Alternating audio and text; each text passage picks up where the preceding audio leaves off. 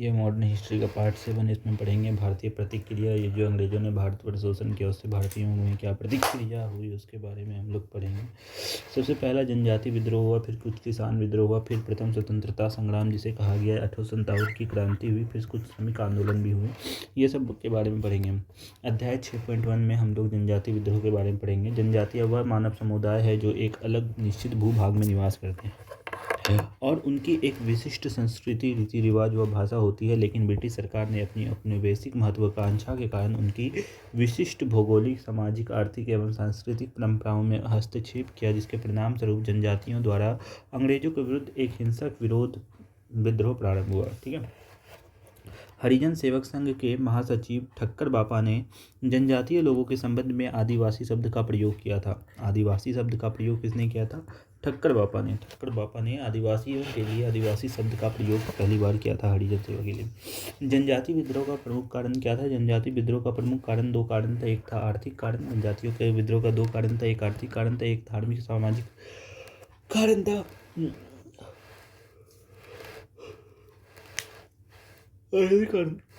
आर्थिक कारण में ब्रिटेन व बाहरी लोग, जिसे दिक्कू कहा जाता था, महाजन, साहूकार, व्यापारी वर्ग आदि के द्वारा जमीन या सामूहिक संपत्ति कर कब्जा कर लिया था। ब्रिटेन या बाहरी लोग, जिसे दिक्कू कहा जाता था, महाजन, साहूकार, व्यापारी वर्ग आदि के द्वारा जमीन या सामूहिक संपत्ति पर कब्जा कर लिया गया था। वन कानून में परिवर्तन द्वारा वनोपज, निवास में झूम, खेती में अधिकार को छीनना, ये सब कारण था। अत्यधिक व अनुचित करारोपण, ब्रिटेन की शोषणकारी भूराजस्व नीतियाँ, बिचौलियों या दिक्कू द्वारा शोषण और धार्मिक कारण में सामाजिक धार्मिक प्रथाओं जैसे कि खोंड जाति के नरबली प्रथा आदि में हस्तक्षेप, ईसाई मिशनरियों द्वारा जबरन धर्मांतरण, धार्मिक आदिवासी नेताओं का मसीहा स्वरूप व प्रभाव, ये सब मुख्य कारण था। जनजाति विद्रोह का स्वरूप सबसे पहले जानेंगे। जाति व ईश्वरीय स्वरूप, हिंसक स्वरूप देखेंगे। उसके बाद केवल शोषक वर्ग के विरुद्ध परंपरागत सामाजिक एवं आर्थिक व्यवस्था का बचाव। उसके बाद 5वें नंबर पर देखेंगे आदिवासी का परंपरागत हथियार द्वारा संघर्ष। उसके बाद 6वें नंबर पर देखेंगे सुधारवादी। उसके बाद 7वां नंबर देखेंगे स्थानवादी। जनजाति विद्रोह के असफलता का कारण। जनजाति विद्रोह के असफलता के क्या कारण थे? जनजाति विद्रोह हुआ वो असफल हो गए, इसका कारण था आधुनिक हथियार एवं प्रशिक्षण का अभाव। आधुनिक हथियार नहीं थे उनके पास। सरकार द्वारा व्यापक दमन एवं हिंसा, सरकार के द्वारा उसका हिंसा किया गया, दमन कर दिया गया। सुष्ठ पूर्व योजना का अभाव, पहले से कोई योजना नहीं थी। औपनिवेशिक शासन प्रणाली का वास्तविक समझ का अभाव, कोई वास्तविक समझ नहीं थी औपनिवेशिक का।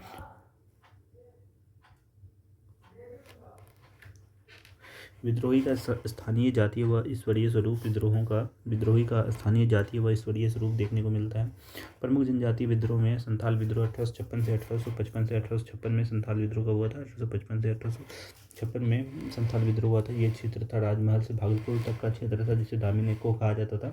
नेतृत्व जो था सिद्धू, कान्हू, चांद और भैरव चार भाई ने किया था। संथाल विद्रोह का नेतृत्व किसने किया था? चार भाई ने किया था। संथाल विद्रोह जो कि 1855 से 1856 में होता है। संथाल विद्रोह कब होता है? 1855 से 1856 में होता है। संथाल विद्रोह 1855 से 1856 में होता है, जो कि राजमहल से भागलपुर तक का क्षेत्र था, जिसे दामिनी को कहा जाता था। नेतृत्वकर्ता जो था सिद्धू, कान्हू, चांद और भैरव चार भाई थे। सिद्धू, कान्हू, चांद और भैरव चार भाई थे। सिद्धू, कान्हू, चांद और भैरव चार भाई थे। सिद्धू, कान्हू, चांद और भैरव चार भाई थे। सिद्धू, कान्हू, चांद और भैरव चार भाई थे। इसका कारण था मूलतः आर्थिक कारण था। बाहरी लोगों, दिक्कुओं द्वारा 50 से 500% तक ब्याज की वसूली की जाती थी। जमींदारों एवं महाजनों द्वारा शोषण किया जाता था। संथालों की जमीन को बेदखल कर दिया गया। दिक्कुओं और सरकारी कर्मचारियों द्वारा संस्थानों का अपमान व दुर्व्यवहार किया गया। प्रमुख तथ्य इसमें जानेंगे। जो संथाल विद्रोह 1855 से 1856 में हुआ, इसमें चार भाई थे, सिद्धू, कान्हू, चांद और भैरव। सिद्धू, कान्हू, चांद और भैरव। सिद्धू, कान्हू, चांद और भैरव। सिद्धू, कान्हू, चांद और भैरव जो संथाल विद्रोह था, जो कि 1856 से 57 में हुआ था। 1855 से 56 में हुआ था। उसमें मुख्य कारण था सिद्धू, कान्हू, चांद और भैरव।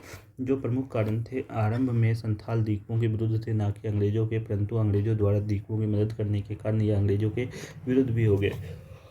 आरंभ में जो संथाल थे वो दिक्कुओं के विरुद्ध थे। अंग्रेजों के, लेकिन अंग्रेजों द्वारा दीकुओं की मदद करने के कारण ये अंग्रेजों के विरुद्ध भी हो गए। सिद्धू ने अधिकारियों से कहा कि ठाकुर जी ने मुझे आदेश देते हुए कहा कि यह देश साहबों का नहीं है, ठाकुर जी खुद ही हमारी तरफ से लड़ेंगे, इस पर आप साहब लोग और सिपाही लोग खुद ठाकुर जी से लड़ोगे। 1855 में भागलपुर क्षेत्र के भगिनीडीह क्षेत्र में मेजर बालो की सेना को हराया था। आदिवासियों का विद्रोह इतना तीव्र था कि सरकार को मार्शल लॉ लगाना पड़ा। सरकार ने नवंबर 1856 में संथाल परगना नामक जिले की स्थापना करते हुए संथाल निवासियों के लिए भूस्वामित्व के संरक्षण हेतु संथाल परगना काश्तकारी अधिनियम पारित किया। जो संथाल विद्रोह थे उनकी की बात बस ये याद रखना है कि 1855 से 1856 में हुआ था और उसमें 4 भाई थे, सिद्धू कानू चांद और भैरव। सिद्धू कानू चांद और भैरव 4 भाई लड़े थे। प्रमुख जनजाति इसके बाद मुंडा विद्रोह जिसे सरदारी विद्रोह या फिर उल गुलान विद्रोह भी कहा जाता है, ये 1899 से 1900 में हुआ था। मुंडा विद्रोह या उल गुलान विद्रोह 1899 से 1900 में हुआ था। मुंडा विद्रोह कब हुआ था? मुंडा विद्रोह 1899 से 1900 में हुआ था। 1899 से 1900 में हुआ था मुंडा विद्रोह 1899 से 1900 में हुआ था। इसका क्षेत्र था छोटा नागपुर का क्षेत्र था, जो कि झारखंड में पड़ता है। छोटा नागपुर का क्षेत्र था जो कि झारखंड में पड़ता है। इसके नेतृत्वकर्ता जो था बिरसा मुंडा था, जगतपति जिसे जगत आबा के नाम से भी जाना जाता है। मुंडा विद्रोह का नेतृत्व किसने किया था? बिरसा मुंडा ने किया था, जिसे जगतपति या धरती आबा के नाम से भी जाना जाता है। धरती आबा के नाम से किसे जाना जाता है? बिरसा मुंडा को जाना जाता है। धरती आबा के नाम से किसे जाना जाता है? बिरसा मुंडा को जाना जाता है। धरती आबा के नाम से किसे जाना जाता है? बिरसा मुंडा को जाना जाता है। धरती आबा के नाम से किसे जाना जाता है? बिरसा मुंडा को जाना जाता है। धरती आबा के नाम से किसे जाना जाता है? बिरसा मुंडा को जाना जाता है। जमींदारों, ठेकेदारों व साहूकारों की इनकी सामूहिक खेती की परंपरा को समाप्त करते हुए मुंडा आदिवासियों को जमीन से बेदखल कर दिया था। ब्रिटेन की भू राजस्व व्यवस्था के कारण कृषक मजदूर हो गए। ईसाई मिशनरियों का भारतीय समाज में हस्तक्षेप देखने को मिलता है। इसका क्या प्रमुख तत्व थे? 1895 में बिरसा मुंडा ने स्वयं को भगवान का दूत घोषित किया और विद्रोह को राजनीतिक धार्मिक स्वरूप प्रदान किया। जो 1895 का समय था उसमें बिरसा मुंडा ने स्वयं को भगवान का दूत घोषित कर विद्रोह को एक धार्मिक स्वरूप भी प्रदान किया। बिरसा मुंडा ने कहा, दीकों से हमारी लड़ाई होगी और उनके खून से जमीन इस तरह लाल होगा जैसे कि लाल झंडा। बिरसा मुंडा ने कहा था कि इन दीकों से हमारी लड़ाई होगी और उनके खून से इस जमीन इस तरह लाल होगा जैसे कि लाल झंडा। विद्रोह के पश्चात 1908 ईस्वी में छोटा नागपुर काश्तकारी कानून पारित हुआ, जिसमें सामूहिक खेती को मान्यता प्रदान की गई। 1908 में छोटा नागपुर काश्तकारी कानून पारित हुआ। बिरसा मुंडा ने आरंभ में ईसाई धर्म को अपनाया, परंतु बाद में वैष्णव धर्म को अपना लिया। बिरसा मुंडा ने शुरुआत में ईसाई धर्म को अपनाया, लेकिन बाद में उन्होंने वैष्णव धर्म को अपना लिया। बिरसा मुंडा ने शुरुआत में ईसाई धर्म को अपनाया, परंतु बाद में उन्होंने वैष्णव धर्म को अपना लिया। बिरसा मुंडा ने अनेक देवताओं बोंगा के स्थान पर एक ईश्वर सिंह बोंगा की पूजा करने का आह्वान किया। 1900 में गिरफ्तार होने के बाद उनकी जेल में मृत्यु हो गई थी बिरसा मुंडा की। इसके बाद हम लोग पढ़ेंगे नागा जियारलांग आंदोलन। नागा या फिर जियारलांग आंदोलन। नागा जियारलांग आंदोलन इसका क्षेत्र था मणिपुर एवं नागालैंड। नागा या फिर जियारलांग आंदोलन का क्षेत्र कौन सा था? मणिपुर एवं नागालैंड। इसके नेतृत्व करता थे रोंगमई जदोनांग और रानी दाई गाई दिनल्यू। नागा आंदोलन का जो नेतृत्व करता था वो था रोंगमई जदोनांग। इस आंदोलन का मुख्य उद्देश्य रूढ़िवादी था, अंधविश्वास था, अकार्तिक रीति रिवाजों को समाप्त करना था। ईसाई मिशनरियों को सामाजिक व्यवस्था पर हस्तक्षेप देखने को मिलता है। रूढ़िवादी अंधविश्वास था, अतार्किक रीति रिवाजों, कष्टकारों का कानून था। इसका प्रमुख तथ्य क्या क्या था, क्या क्या फैक्ट निकल के आया नागा आंदोलन से, जो कि 1932 में हुआ था। नागा आंदोलन कब हुआ था? 1932 में हुआ था। इसका प्रमुख कौन था? रोंगमई जदोनांग। प्रारंभ में इस आंदोलन का नेतृत्व एक युवा नेता रोंगमई जदोनांग ने किया। इसका लक्ष्य नागा राज्य की स्थापना करना था। अगस्त 1931 में जदोनांग को गिरफ्तार करके फांसी दे दी गई। इसके पश्चात 1932 में इस आंदोलन का नेतृत्व सरकार से नागा बालिका गाय दिल्ली ने किया। गांधीवादी सिद्धांत के आदर्शों से प्रभावित होकर गांधी ने इस आंदोलन को सविनय अवज्ञा आंदोलन के साथ जोड़कर इसे राष्ट्रीय स्वरूप दिया। गांधीवादी जो नागा आंदोलन था उसे सविनय अवज्ञा आंदोलन के साथ गांधी ने जोड़ के इसे एक राष्ट्रीय स्वरूप प्रदान किया। नागा आंदोलन को सविनय अवज्ञा आंदोलन के साथ जोड़कर गाय दिल्लियों को रानी की उपाधि जवाहरलाल नेहरू द्वारा 1937 में जेल में मुलाकात के दौरान प्रदान की गई। गाय दिल्लियों जो कि नागा का पुत्र रोंगमांग जदोनांग की पुत्री थी। गाय दिल्लियों को रानी की उपाधि जो थी वो जवाहरलाल नेहरू ने दी थी। गाय दिनलयू। बाद में भारत सरकार द्वारा रानी गाय दिनलयू को पद्म भूषण सम्मान से सम्मानित किया गया। इसके बाद हम लोग देखेंगे रंपा विद्रोह के बारे में, जो कि 1889 से 1879 से 1924 तक चला। 1879 से 1924 तक चला रंपा विद्रोह। या इसका रंपा विद्रोह का क्षेत्र जो था वो आंध्र प्रदेश के कोया तथा कोंडाडोरा पहाड़ियों तक था। आंध्र प्रदेश के कोया तथा कोंडाडोरा पहाड़ों तक था, जो कि रंपा विद्रोह का जो क्षेत्र था वो आंध्र प्रदेश के कोया तथा कोंडा पहाड़ियों तक था। इसका नेतृत्व करता रंपा विद्रोह का नेतृत्व करता राजू रंपा तथा अल्लूड़ी सीताराम राजू था। अल्लूड़ी सीताराम राजू था।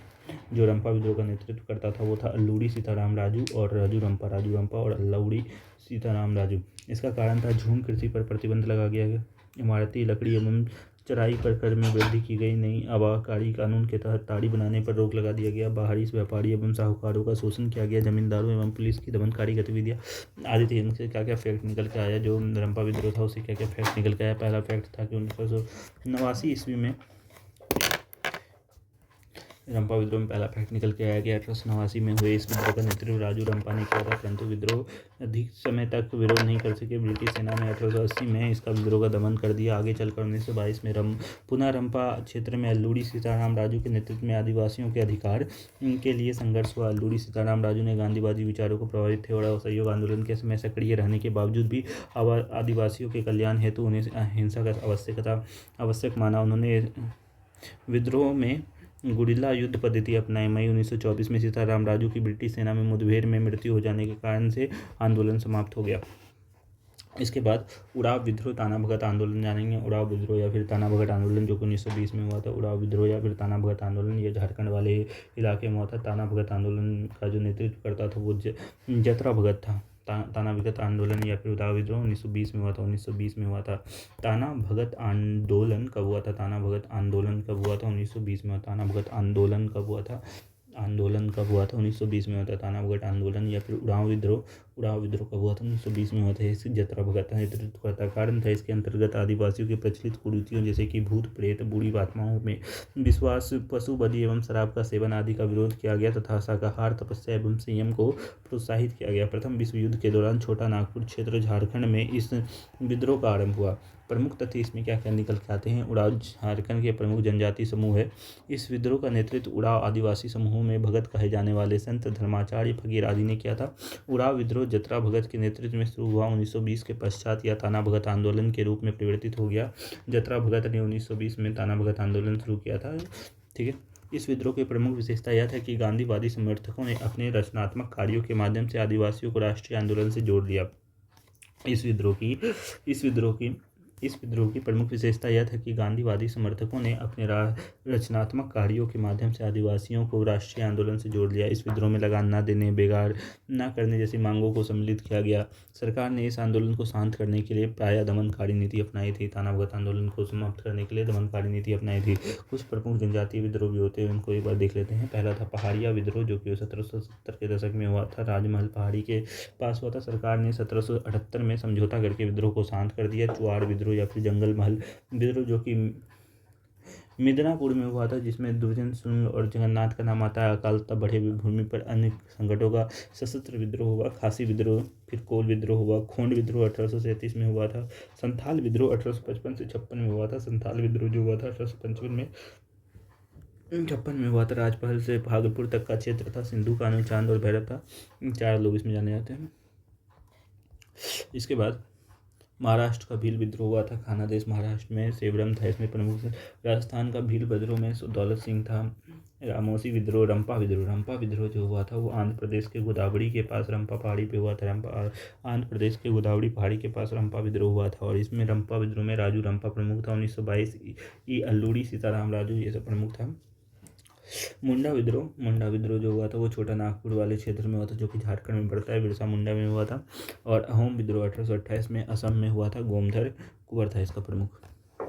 इसके बाद ताना भगत आंदोलन जो कि झारखंड में हुआ था, जिसका प्रमुख था जतरा भगत। यह आंदोलन आदिवासी सिद्धांतों एवं आदर्शों से प्रभावित था। नागा आंदोलन जो कि मणिपुर एवं नागालैंड में हुआ था। ये वाला पढ़ चुके हैं। इसके बाद किसान विद्रोह जानेंगे। जनजातीय विद्रोह के बाद हम लोग किसान विद्रोह के बारे में पढ़ेंगे। प्राचीन काल से ही कृषि भारत की जनता का प्रमुख आजीविका स्रोत रही है, परंतु अंग्रेज ने अपनी औपनिवेशिक हितों को पूरा करने के लिए भारतीय कृषि व्यवस्था को नकारात्मक परिवर्तन किया, जिससे प्रेरित होकर किसानों ने ब्रिटिश शासन के विरुद्ध कई विद्रोह किए। किसान आंदोलन के चरण के बारे में जानेंगे। सबसे पहला 19वीं सदी के कृषक आंदोलन। 19वीं सदी में कौन कौन से किसान आंदोलन किए गए और 20वीं सदी के कृषक आंदोलन के बारे में जानेंगे। 20वीं सदी में कौन कौन से कृषक आंदोलन किए गए। स्थानीय स्तर पर हिंसक, तत्कालिक शोषणकर्ता से मुक्ति और राष्ट्रवाद का अभाव, राष्ट्रीय आंदोलन से जुड़ाव, कृषक संगठन, समाजवाद और गांधीवाद का प्रभाव, ये सब क्या क्या पढ़ा, ये सब जानेंगे। कारण क्या था, जो कृषि आंदोलन था उसका कारण क्या था। औपनिवेशिक आर्थिक एवं भू राजस्व नीति था। मुख्य कारण था अधिक से अधिक लगान लिया जाना था, धाई बंदोबस्त, रैयत वाली महामारी की उच्च दरें, जमींदारों और मध्यस्थों द्वारा उसका शोषण किया जाने लगा। कृषकों का अकालों की बारंबारता, बार बार अकाल आने लगे। भू राजस्व में परिवर्तन नहीं, कोई भू राजस्व में कोई चेंज नहीं करता था। अकाल आने के बाद भी भू लगान जो था वो निश्चित लिया जाता था। साहूकारों, महाजनों द्वारा बहुत ज़्यादा किसानों का शोषण किया जाता था। कृषि का वाणिज्यीकरण, उपजाऊ क्षेत्र में कमी हो गई बहुत ज़्यादा। सिर्फ पैसे जो बेचने वाले फसल होते हैं उनको उपजाया जाने लगा, जिससे कि उपजाऊ क्षेत्र में कमी हुई। खानदान संकट की समस्या आने लगी। हस्तशिल्प उद्योग का पतन होने लगा। कृषि पर जनसंख्या भार में वृद्धि हो गई। इसके बाद तत्कालिक अंतर्राष्ट्रीय परिस्थिति क्या क्या था। तत्कालिक अंतर्राष्ट्रीय परिस्थिति क्या कहती है। रूसी क्रांति था 1917 का, प्रथम विश्व युद्ध, आर्थिक महामंदी। अन्य कारण था किसान संगठनों का उदय। किसान संगठन धीरे धीरे होने लगे। गांधीवाद और राष्ट्रीय आंदोलन भी शुरू हो गई थी। प्रेस और समाचार पत्र का आरंभ होने लगा था। नील दर्पण जो कि दीनबंधु मित्र ने निकाला था। नील दर्पण किसने निकाला था, दीनबंधु मित्र ने निकाला था। और हिंदू पेटियार जो कि हरीशचंद्र मुखर्जी ने निकाला था। हिंदू पेटियार जो कि हरीशचंद्र मुखर्जी ने निकाला था। नील दर्पण दीनबंधु मित्र ने निकाला था। नील दर्पण किसने निकाला था, नील दर्पण दीनबंधु मित्र ने निकाला था। दीनबंधु मित्र ने निकाला था। दीनबंधु मित्र ने निकाला था। नील दर्पण किसने निकाला था, दीनबंधु मित्र ने निकाला था। और हिंदू प्लेटियार किसने निकाला था, हरीशचंद्र मुखर्जी ने निकाला था। हरीशचंद्र मुखर्जी ने हिंदू प्लेटियार निकाला था। हरीशचंद्र मुखर्जी ने हिंदू प्लेटियार लिखा था। प्रमुख किसान आंदोलन के बारे में पढ़ेंगे। 19वीं सदी के किसान आंदोलन और फिर उसके बाद 20वीं सदी के किसान आंदोलन। रंगपुर आंदोलन 1783 में होता है। पागलपंथी आंदोलन 1825 से 1850 में होता है। प्रथम मोपला विद्रोह जो कि 1836 में होता है। नील विद्रोह 1859 में होता है। पावना विद्रोह जो कि 1873 में होता है। दक्कन विद्रोह 1875 में होता है। फड़के विद्रोह जो कि 1879 में होता है। दिरांग विद्रोह जो कि 1893 में होता है। पंजाब विद्रोह 1890 में होता है। उसके बाद 20वीं सदी के बारे में पढ़ेंगे। पाइका विद्रोह जो कि 1904 में होता है। चंपारण सत्याग्रह 1917 में होता है। खेरा सत्याग्रह जो कि 1918 में होता है। संयुक्त प्रांत जो कि 1922 तक में होता है। एका आंदोलन जो कि 1921 से 22 में होता है। बारदोली सत्याग्रह जो कि 1928 में होता है। बरेली आंदोलन 1945 में होता है। तेग भागा 1946 में होता है। तेलंगाना 1946 में होता है। ब्रिटिश भारत में अर्थव्यवस्था से जुड़ी कुछ प्रथाएं थी। सबसे पहला प्रथा था ददनी प्रथा। ददनी प्रथा क्या था, इस प्रथा के अंतर्गत ब्रिटिश व्यापारी भारतीय उत्पादक, कारीगर एवं शिल्पों को अग्रिम संविदा पेशगी के तौर पर रुपया देते थे। ददनी प्रथा क्या था, इस प्रथा के अंतर्गत ब्रिटिश व्यापारी भारतीय उत्पादकों, कारीगरों एवं शिल्पियों को अग्रिम संपत्ति पेशगी के तौर पर रुपया देते थे।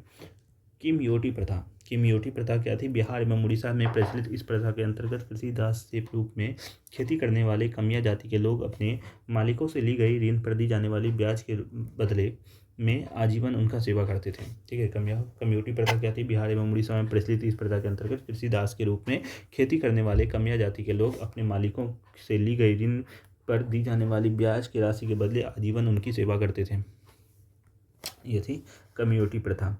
तीसरा प्रथा था तिनकठिया प्रथा। इस प्रथा के अंतर्गत चंपारण बिहार के किसानों अपने ब्रिटिश बगान मालिकों के साथ किए गए अनुबंध पर अपनी जमीन में करीब 3/20 भाग पर नील की खेती करना आवश्यक हो गया था। मतलब कि तिनकठिया पद्धति में क्या था कि 3/20 भाग पर उन्हें नील की खेती करनी पड़ती थी। दुबला हाली प्रथा क्या था, भारत में पश्चिमी क्षेत्र मुख्यतः सूरत में प्रचलित इस प्रथा का दुबला हाली प्रथा कहाँ प्रचलित था, मुख्यतः सूरत में प्रचलित था। इस प्रथा के अंतर्गत दुबला हाली नामक भूदास अपने मालिकों को ही अपनी संपत्ति और स्वयं का संरक्षक मानते थे। दुबला हाली प्रथा में क्या था कि जो भूदास थे, जो भूमि के मालिक थे, वो अपने मालिकों को ही अपनी संपत्ति का संरक्षक मानते थे और अपनी संपत्ति मानते थे अपने मालिकों को ही अपनी संपत्ति तथा संपत्ति का अपना संरक्षक मानते थे। ठीक है। प्रमुख किसान आंदोलन के बारे में जानेंगे। जो रंगपुर आंदोलन था वो 1783 में हुआ था। रंगपुर आंदोलन कब हुआ था? 1783 में दिनाजपुर क्षेत्र में हुआ था, जिसका नेतृत्व धीरज नारायण ने किया था। दिनाजपुर क्षेत्र में हुआ था, जिसका नेतृत्व धीरज नारायण ने किया था। ईस्ट इंडिया कंपनी ने जमींदारों पर कर बढ़ा दिया, जिससे बोझ अंत में किसानों पर पड़ा। किसानों ने कचहरियों, खाद्यान्न भंडार एवं सरकारी पदाधिकारियों पर आक्रमण और अपनी सरकार बनाई। ठीक है। ये सब पागलपंती विद्रोह 1824 में हुआ था। नील विद्रोह 1859 में। डेक्कन विद्रोह मद्रास में हुआ था। दिरांग असम में। पाइका उड़ीसा में हुआ था। पाइक विद्रोह 1904 में उड़ीसा में हुआ था। चंपारण विद्रोह 1917 में उत्तरी बिहार के चंपारण जिला, मोतिहार, बेतिहार, मधुबनी में हुआ था। खेरा विद्रोह 1918 में उड़ीसा में। खेरा गुजरात में हुआ था। खेरा गुजरात में हुआ था, जिसके प्रमुख थे महात्मा गांधी। खेरा विद्रोह गुजरात में हुआ था। खेरा विद्रोह गुजरात में हुआ था। मालबार विद्रोह जो था केरल के मालबार क्षेत्र में हुआ था। एका आंदोलन बाराबंकी, हरदोई, बहराइच, सीतापुर में हुआ था। अवध किसान आंदोलन प्रतापगढ़, रायबरेली, सुल्तानपुर, फैजाबाद में हुआ था। बारडोली सत्याग्रह गुजरात के सूरत जिले के बारडोली तुलका में हुआ था। तेभागा बंगाल के कई क्षेत्रों के जैसे रंगपुर ये सब में तेभागा विद्रोह हुआ था। ये सब पढ़ लेना है। तेलंगाना आंदोलन तेलंगाना में हुआ था। सिंदरिया था। आधुनिक भारत के इतिहास में ये सबसे बड़ा कृषक गोरीगल्ला छापामार युद्ध था।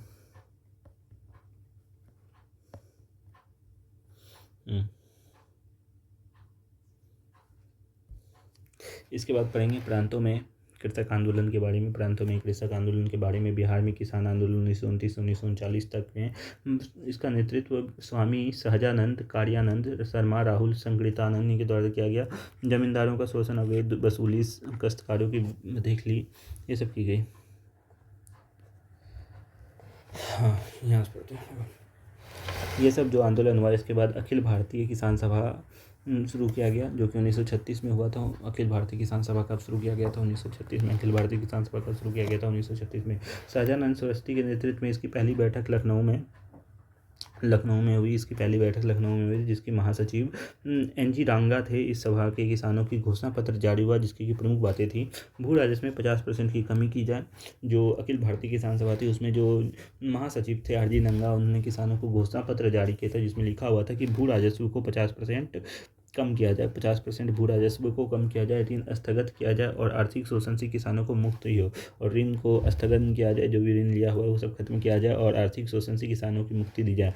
जमींदारी प्रथा समाप्त की जाए, जो भी जमींदारी प्रथा थी उसको खत्म कर दिया जाए। साहूकारों का लाइसेंस दिया जाए तथा ताकि वह निर्धारित दर पर ब्याज प्राप्त कर सकें। वाणिज्यिक फसलें हेतु किसानों को उचित मूल्य आ जाए। जो भी वाणिज्यिक फसल थे उसके लिए किसानों को सही मूल्य दिया जाए। इन सब का कारण जो ये सब विद्रोह हुआ, जो किसान विद्रोह हुआ, ये सब का एक मुख्य कारण बनकर उभरा प्रथम स्वतंत्रता संग्राम 1857, जो कि इंपॉर्टेंट चैप्टर है। प्रथम स्वतंत्रता संग्राम 1857। भारत में अंग्रेजी शासन की स्थापना के साथ ही उसका विरोध शुरू हो गया था। ब्रिटिश विस्तारवादी नीतियाँ, आर्थिक शोषण और विभिन्न वर्षों के प्रशासनिक नवोमर्श भारतीय राज्यों के शासकों, सिपाहीकारों, जमींदारों, किसानों, व्यापारियों, शिल्पकारों, पंडित, मौलवियों इत्यादि में स्थिति में प्रतिकूल रूप से प्रभावित किया। या धीमी गति से बढ़ता असंतोष 1857 में एक हिंसक तूफान के रूप में भड़का, जिसने भारत के ब्रिटिश साम्राज्य की नींव को हिला डाला। ब्रिटेन का प्रधानमंत्री जो 1857 के समय ब्रिटेन का प्रधानमंत्री पामस्टन था। 1857 के क्रांति के समय ब्रिटेन का प्रधानमंत्री पामस्टन था। ब्रिटेन की महारानी विक्टोरिया थी। गवर्नर जनरल जो था कैनिंग था। 1857 के समय भारत का गवर्नर जनरल जो था कैनिंग था। जो मुख्य सेनापति था वो था जॉर्ज एनिसन। भारतीय सम्राट जो था बहादुर शाह जफर था, द्वितीय था। बहादुर शाह जफर द्वितीय थे। 1857 की क्रांति के समय मुगल शासक कौन था? बहादुर शाह जफर द्वितीय। बहादुर शाह जफर द्वितीय। और 1857 की क्रांति का प्रतीक था कमल और रोटी। प्रथम घटना जो हुई थी वो 22 मई 1857 को लाल किले पर अधिकार कर लिया। 12 मई 1857 को लाल किले पर अधिकार कर लिया। इसके लिए परिषद बनाई थी बख्त खान ने बरेली में। अंग्रेज आपातकालीन मुख्यालय इलाहाबाद को बनाया गया था।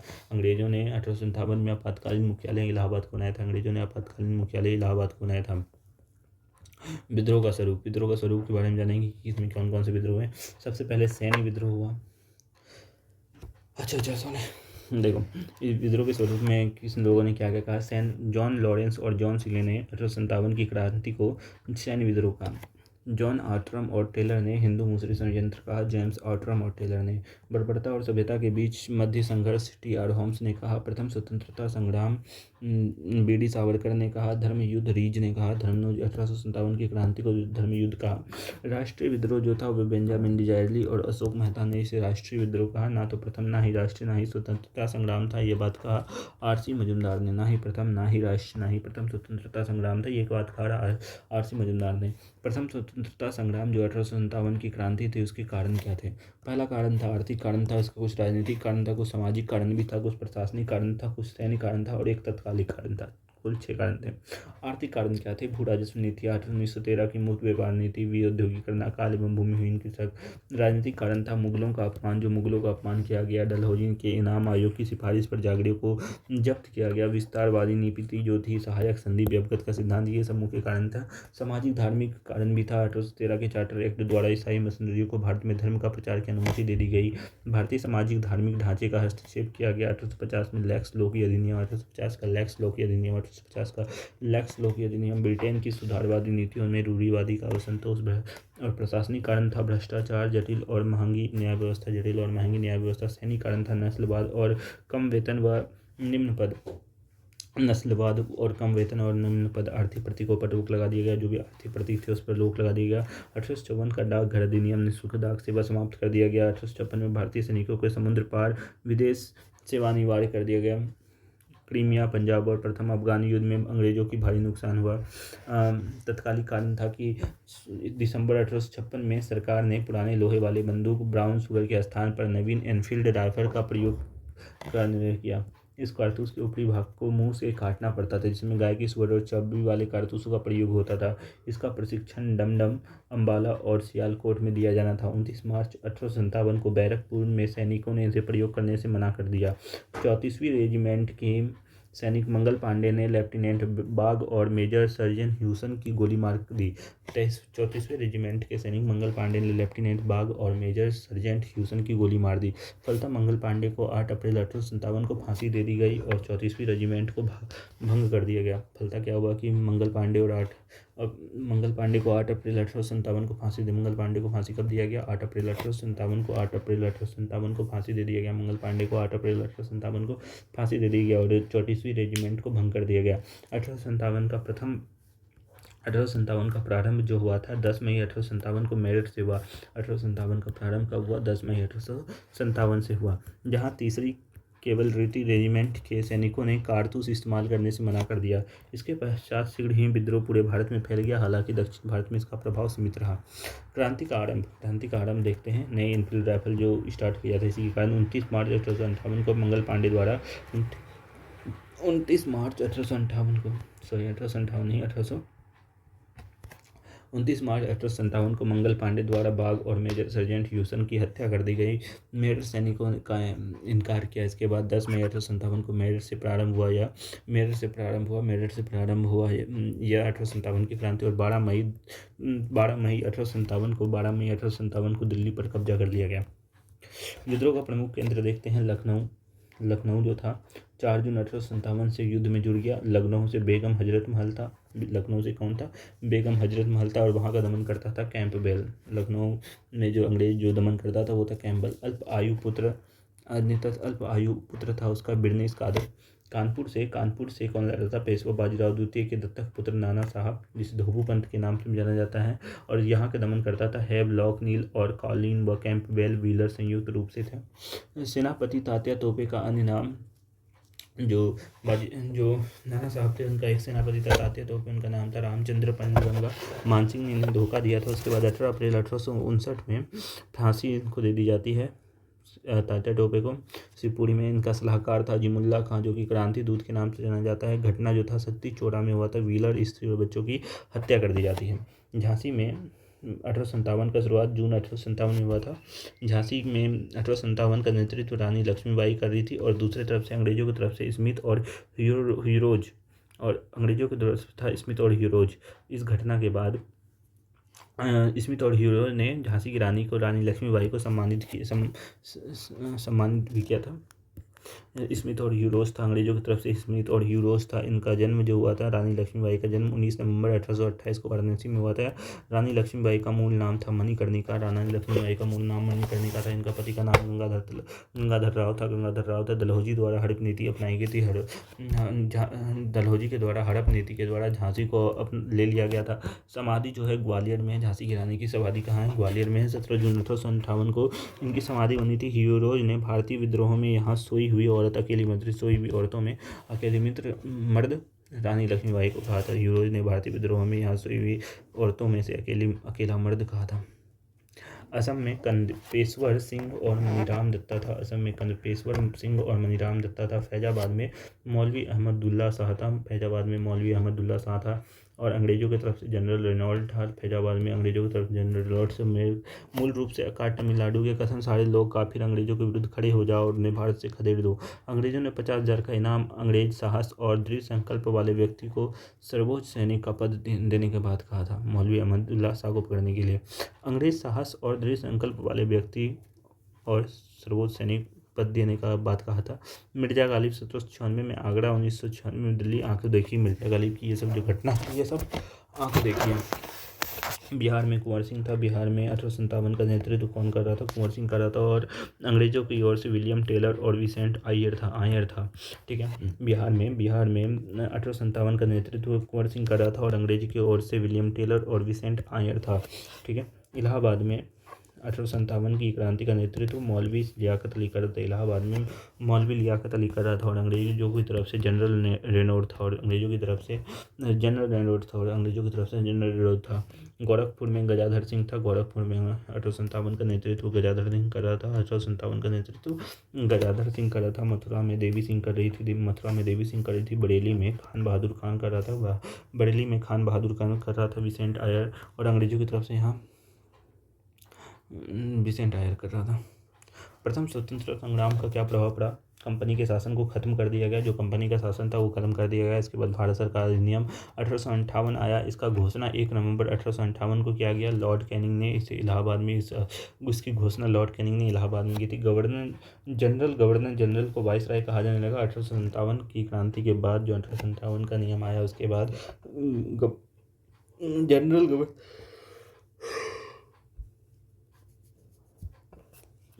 गवर्नर जनरल को वाइसराय कहा जाने लगा।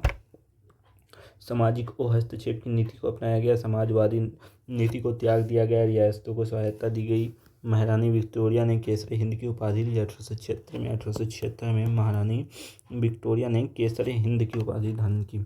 कुछ अन्य बात को जानेंगे 1857 के बारे में। सरकारी नौकरियां में प्रतियोगिता परीक्षा शुरू कर दी गई थी। 1861 में सैनिक संरचना का पुनर्गठन पील कमीशन बनाया गया। सांप्रदायिक और जातीयता को बढ़ावा दिया गया। रेल संचार आदि का विस्तार किया गया। प्रथम स्वतंत्रता संग्राम की विफलता के क्या कारण थे? संगठन का अभाव। कोई भी संगठन नहीं था। देसी रियासतों और सामंतों के राजभक्त बने रहना। जो भी देसी रियासत थे और जो भी वहाँ के सामंत थे वो सब अंग्रेजों के राजभक्त बने रहे। किन्होंने भी साथ नहीं दिया। ग्वालियर, सिंधिया, इंदौर, होलकर, हैदराबाद, जैतपुर, भोपाल, पटियाला, जींद, कश्मीर आदि ये सब क्षेत्रों में सब में यही बात हुआ। कैनिंग जो था, यदि सिंधिया भी विद्रोह में सम्मिलित हो जाए तो मुझे कल ही बिस्तर-गोल करना होगा। कैनिंग ने कहा था कि अगर सिंधिया भी विद्रोह में शामिल हो जाए तो मुझे कल ही बिस्तर-गोल करना पड़ेगा। तूफान के आगे बांध की तरह काम किया था और ये तूफान के आगे बांध की तरह काम किया था। निश्चित उद्देश्य का अभाव था। कुशल नेतृत्व का अभाव था। आधुनिक हथियार और प्रौद्योगिकी का अभाव था। शिक्षित वर्ग की उदासीनता देखी गई। इसमें जो शिक्षित वर्ग थे उनकी उदासीनता देखी गई। उनका इसमें भाग नहीं देखा गया। कुछ अन्य तथ्य के बारे में जानेंगे 1857 की क्रांति के बारे में। 1857 से पूर्व के प्रमुख सैनिक विद्रोह। 1764 में बक्सर विद्रोह हुआ था। उसमें हेक्टर मुनरो था गवर्नर जनरल। 1766 में सैनिक विद्रोह क्लाइव था। 1806 में वेल्लोर का विद्रोह हुआ था जिसमें सेना में प्रथम धार्मिक विद्रोह हुआ। 1824 में बैरकपुर से 47वीं रेजिमेंट के द्वारा किया गया। 1825 में असम तोपखाने का विद्रोह किया गया। 1825 में असम तोपखाने का विद्रोह किया गया। 1838 में सोलापुर विद्रोह किया गया। 1838 में सोलापुर विद्रोह किया गया। 1844 में फिरोजाबाद 64वीं रेजिमेंट बनाई गई। 1844 में फिरोजाबाद 64वीं रेजिमेंट बनाई गई। 1849 से 50 में गोविंदगढ़ विद्रोह शुरू किया गया। 1849 से 50 में गोविंदगढ़ विद्रोह शुरू किया गया। 14 सितंबर 1857 को अंग्रेजों द्वारा दिल्ली पर अधिकार करने के क्रम में जनरल जॉन निकलसन की मृत्यु हुई थी। लखनऊ में 1857 के विद्रोह के दौरान अंग्रेजी रेजिडेंसी की रक्षा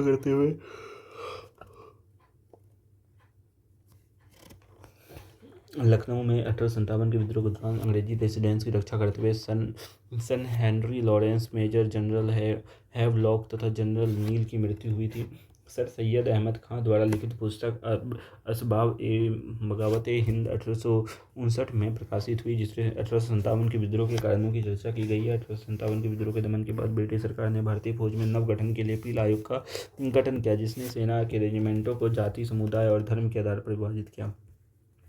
यूरोपीय सैनिकों की संख्या को 1857 के पूर्व 45,000 थी, अब 65,000 कर दी गई तथा भारतीय सैनिकों की संख्या 2,38,000 से घटाकर 1,40,000 कर दी गई। 1857 के विद्रोह के बाद ब्रिटिश सरकार ने सिपाहियों का चयन गोरखा, सिख एवं पंजाब क्षेत्र के प्रांतों से किया। इसके बाद देखेंगे श्रमिक संघ आंदोलन कौन कौन से 1857 की क्रांति यहीं खत्म हो जाती है। इसके बाद देखेंगे श्रमिक संघ आंदोलन कौन से श्रमिक संघ आंदोलन शुरू हुए। 19वीं सदी के उत्तरार्ध में आधुनिक उद्योगों की स्थापना के साथ साथ भारत में आधुनिक मजदूर वर्ग का उदय हुआ। आधुनिक उद्योगों के उदय के साथ ही कारखानों में अनेक समस्याएं, जैसे कि काम करने के लिए अधिक घंटे, आवास की असुविधा, कम वेतन, बाल श्रम आदि को भी देखा जाने लगा। सुधार हेतु प्रथम प्रयास समाजसेवी संस्थाओं द्वारा किया गया। इसी क्रम में भारत में मजदूर संघवाद की शुरुआत हुई। श्रमिक संघों का गठन के लिए पांच कारणों को देखेंगे। सबसे पहला था औद्योगिक नियुक्तियों की शोषणकारी नीतियां, दूसरा था आर्थिक कारण, तीसरा था ग्रामीण गरीबी एवं ऋण अस्थिरता, चौथा कारण था अंतर्राष्ट्रीय घटनाओं का प्रभाव, पांचवा कारण था राष्ट्रवादी नेतृत्व की भूमिका और पांचवा कारण था श्रमिक संघों के गठन के कारण। इसका प्रारंभ जो हुआ एन.एम. लोखंडे द्वारा बम्बई में श्रमिक क्लब की स्थापना की गई। एन.एम. लोखंडे द्वारा बम्बई में श्रमिक क्लब की स्थापना की गई। दीनबंधु पत्रिका का प्रकाशन किया गया। बम्बई मिल हैंड्स एसोसिएशन की स्थापना 1890 में की गई, जो प्रथम मजदूर संगठन था। भारत में श्रमिकों की दशा को सुधार लाने का प्रथम प्रयास 1870 में बंगाल में शशिपद बनर्जी द्वारा श्रमिक क्लब की स्थापना के रूप में किया गया। इन्होंने भारत श्रमजीवी नामक मासिक पत्रिका का संपादन भी किया था। इसका प्रमुख उद्देश्य मजदूरों को शिक्षित करना था। देखो, जो बंगाल में शशिपद बनर्जी द्वारा श्रमिक क्लब की स्थापना की गई थी। बंगाल में श्रमिक क्लब की स्थापना शशिपद बनर्जी के द्वारा की गई थी। भारत में मजदूर असंतुष्टि का पहला उदाहरण 1870 में नागपुर एम्प्रेस मिलन में वेतन वृद्धि की मांग को लेकर हुए हड़ताल को माना जाता है। भारत में मजदूर असंतुष्टि का पहला कारण 1857 में नागपुर एम्प्रेस मिल में वेतन वृद्धि को मांग को हुए हड़ताल को माना जाता है। 1880 के बम्बई में नारायण मेघाजी लोखंडे द्वारा एंग्लो मराठी साप्ताहिक पत्रिका दीनबंधु का प्रकाशन किया गया और 1890 में बॉम्बई मिल हैंड्स एसोसिएशन की स्थापना की गई, जिसे भारत में गठित प्रथम श्रमिक संघ कहा जाता है। 20वीं सदी में श्रमिक आंदोलन के बारे में जानेंगे कि 20वीं सदी में आरंभिक दशक में श्रमिक वर्ग की दशा में सुधार एवं जागरूकता फैलाने हेतु संगठित स्वरूप में अखिल भारतीय स्तर पर अभियान चलाए गए। इस काल में श्रमिक आंदोलन के राष्ट्रीय स्वतंत्रता संघर्ष भी जोड़े गए, जैसे स्वदेशी आंदोलन के दौरान श्रमिक संघों का हड़ताल का आयोजन किया गया। 1908 में तिलक की गिरफ्तारी के विरोध में मजदूरों तथा प्रथम राजनीतिक हड़ताल की गई। 20वीं सदी के दौरान श्रमिक आंदोलन के विकास हेतु किए गए प्रमुख प्रयास निम्नलिखित हैं। सबसे पहला प्रयास किया गया प्रथम ट्रेड यूनियन, जिसका नाम था मद्रास यूनियन श्रमिक यूनियन, जिसकी स्थापना 1918 में हुई थी, जिसके संस्थापक थे जी रामजुलू नायडू एवं जी.सी. चेट्टी, जिसके अध्यक्ष थे वी.पी. वाडिया। सदस्यता शुल्क 1 आना थी। इसके प्रथम ट्रेड यूनियन की सदस्यता शुल्क 1 आना थी। भारत का प्रथम वास्तविक ट्रेड यूनियन माना जाता है। भारत का प्रथम वास्तविक ट्रेड यूनियन को माना जाता है। श्रमिक आंदोलन में महात्मा गांधी का क्या क्या योगदान रहा। महात्मा गांधी ने 1918 में श्रमिकों के लिए मिल मालिकों के मध्य सामंजस्य स्थापित करने के लिए अहमदाबाद टेक्सटाइल लेबर एसोसिएशन की स्थापना की थी। अहमदाबाद टेक्सटाइल लेबर एसोसिएशन की स्थापना महात्मा गांधी ने 1918 में की थी। महात्मा गांधी ने 1918 में श्रमिकों के मिल मालिकों के मध्य सामंजस्य स्थापित करने के लिए अहमदाबाद टेक्सटाइल लेबर एसोसिएशन की स्थापना की थी। श्रमिकों के कल्याण को ध्यान में रखते हुए गांधी जी ने ट्रस्टीशिप सिद्धांत दिया गया। गांधी जी के द्वारा श्रमिकों के कल्याण को ध्यान में रखते हुए गांधी जी के द्वारा ट्रस्टीशिप का सिद्धांत दिया गया। इस सिद्धांत के अनुसार पूंजीपति मजदूरों को हित की रक्षा करने वाला ट्रस्टी होता था। गांधी जी ने ट्रस्टीशिप सिद्धांत को स्पष्ट करते हुए अहमदाबाद के सूती कपड़ा मिलों के मजदूर से स्वयं को कहा था, मिलों के वो मजदूर ही असली मालिक हैं। यदि वे ट्रस्टी यानी मिल मालिक असली मालिक के हितों के लिए काम नहीं करते हैं तो मजदूरों को अपने मालिक पाने के लिए सत्याग्रह कराना चाहिए। ये बात गांधी जी ने कहा था। उसके बाद एटक की स्थापना होती है। AITUC all India trade union commission. 160 trade यूनियनों को मिलाकर 1920 में all India trade union Congress की स्थापना की गई। नारायण मल्हार जोशी, लाला लाजपत राय, दीवान चमन लाल आदि नेताओं ने भी इस स्थापना की अग्रणी भूमिका निभाई। एटक का पहला सम्मेलन मतलब AITUC का पहला सम्मेलन बम्बई में आयोजित किया गया, जिसकी अध्यक्षता लाला लाजपत राय ने एवं दीवानी चमन लाल महामंत्री चुने गए थे। AITUC का पहला अध्यक्षता लाला लाजपत राय ने किया था। कालांतर में लाला लाजपत राय के अतिरिक्त CR दास, JN गुप्ता, CF एंडू, सुभाष चंद्र बोस तथा जवाहरलाल नेहरू जैसे नेताओं भी अटक के अध्यक्षता की। 1926 में भारतीय मजदूर संघ अधिनियम पारित हुआ, जिसके तहत श्रमिक संघों की कानूनी दर्जा प्राप्त हुआ। AITUC का विभाजन किस प्रकार हुआ? AITUC का विभाजन का कारण था साम्यवादी एवं उदारवादियों के बीच मतभेद हो गया। AITUC के नागपुर अधिवेशन 1929 में क्या हुआ कि जो साम्यवादी थे और जो उदारवादी लोग थे उनके बीच विभाजन हो गया। उदारवादी समूह के नेता AM जोशी, BP गिरी के नेतृत्व में 1929 में Indian trade union federation TUF नामक एक नया संगठन बनाया गया। 2 वर्ष पश्चात एटक में दूसरा विभाजन हुआ। AITUC में दूसरा विभाजन हुआ, जिसमें कि साम्राज्यवादी नेता रणदिम्बे और देशपांडे ने 1931 में रेड ट्रेड यूनियन कांग्रेस का गठन किया। रेड ट्रेड यूनियन कांग्रेस का गठन रणदिम्बे और देशपांडे ने किया था। इस संगठन पर ही शीघ्र ही ब्रिटिश सरकार द्वारा प्रतिबंध लगा दिया गया। 1934 में पुनः एटक में शामिल हो गया यह फिर संगठन। Indian national trade union Congress. Indian national trade union Congress, जिसकी स्थापना 1947 में हुई थी। All India national trade union Congress, जिसकी स्थापना 1947 में हुई थी, जिसके संस्थापक थे वल्लभ भाई पटेल और BB गिरी। और Indian national trade union Congress, Indian national trade union Congress के संस्थापक थे वल्लभ भाई पटेल और BB गिरी। प्रथम अध्यक्ष जो था वो था वल्लभ भाई पटेल। सन्यासी विद्रोह के बारे में जानेंगे इसके बाद। सन्यासी विद्रोह क्या था? 1770 में बंगाल में पड़े भीषण अकाल और ब्रिटिश शोषणकारी नीतियों के परिणाम स्वरूप सन्यासियों द्वारा विद्रोह किया गया। 1770 में बंगाल में पड़े भीषण अकाल और ब्रिटिश शोषणकारी नीतियों के परिणाम स्वरूप सन्यासी विद्रोह शुरू किया गया। इस विद्रोह का प्रमुख कारण तीर्थयात्रियों की तीर्थयात्रा पर प्रतिबंध लगाया जाना था। तीर्थयात्रियों की तीर्थयात्रा पर प्रतिबंध लगाए जाने के कारण सन्यासी विद्रोह हुआ था। इस विद्रोह का प्रमुख नेता मंजर शाह, मूसा शाह, भवानी पाठक, देवी चौधरानी इत्यादि थी। इस विद्रोह का सजीव चिंद्रन बंकम चंद्र जी ने अपने उपन्यास आनंदमय में किया है। सन्यासी विद्रोह का सजीव चिंतन बंकम चंद्र जी ने अपने उपन्यास आनंदमय में किया है। उसके बाद बहावी आंदोलन होता है, देखने को मिलता है हमको। बहावी आंदोलन जो था, अंग्रेजी प्रभुसत्ता को सबसे सुनियोजित तथा गंभीर चुनौती बहावी आंदोलन से मिली, जो 19वीं शताब्दी के दशक में 7वें दशक तक चला। राय बरेली के सैयद अहमद भारत में इस आंदोलन के प्रवर्तक थे। बहावी आंदोलन के प्रवर्तक कौन थे? बहावी आंदोलन के प्रवर्तक थे राय बरेली के सैयद अहमद। बहावी आंदोलन के प्रवर्तक कौन थे? बहावी आंदोलन के प्रवर्तक थे राय बरेली के सैयद अहमद। यह अरब के अब्दुल बहाव से प्रभावित हुए, परंतु अधिक प्रभाव दिल्ली के एक संत शाह वली अल्लाह का था। सैयद अहमद के प्रयत्नों ने इस आंदोलन की विचारधारा शीघ्र ही काबुल, उत्तर पश्चिमी सीमा प्रांत, बंगाल, बिहार, मध्य प्रांत आदि में फैल गई। सैयद अहमद की मृत्यु के बाद पटना इस आंदोलन का केंद्र बना। पटना में अतिरिक्त हैदराबाद, मद्रास, बंगाल, यूपी तथा बम्बई भी इस आंदोलन की शाखाएं स्थापित की गई। इसके बाद देखते हैं कूका आंदोलन। कूका आंदोलन क्या हुआ था? कूका आंदोलन बहावी आंदोलन से बहुत कुछ मिलता जुलता था। जो कूका आंदोलन था वो बहावी आंदोलन से बहुत ज़्यादा मिलता जुलता एक आंदोलन था। दोनों धार्मिक आंदोलनों के रूप में आरंभ हुए, किंतु बाद में ये राजनीतिक आंदोलन के रूप में परिवर्तित हो गया। इसका सामान्य उद्देश्य अंग्रेजों के देश से बाहर निकालना था। जो कूका आंदोलन था उसका समान उद्देश्य था अंग्रेजों को देश से बाहर निकालना। पश्चिमी पंजाब के कूका आंदोलन की शुरुआत की गई 1840 में भगत जवाहर मल द्वारा की गई थी। जो कूका आंदोलन की शुरुआत 1840 में भगत जवाहर मल के द्वारा की गई थी, जिन्हें मुकेता रियान साहब के नाम से पुकारा जाता था। इनका उद्देश्य सिख धर्म में प्रचलित बुराइयों और अंधविश्वास को दूर कर इस धर्म को शुरू करना था। 1872 में इस आंदोलन को नेता राम सिंह ने रंगून निर्वासित कर दिया, जहां इनकी 1885 में मृत्यु होगी। मृत्यु होगी। इसके बाद हम लोग यूनिट 7 के बारे में जानेंगे। सामाजिक धार्मिक सुधार आंदोलन क्या क्या किया गया। सामाजिक धार्मिक सुधार आंदोलन के बारे में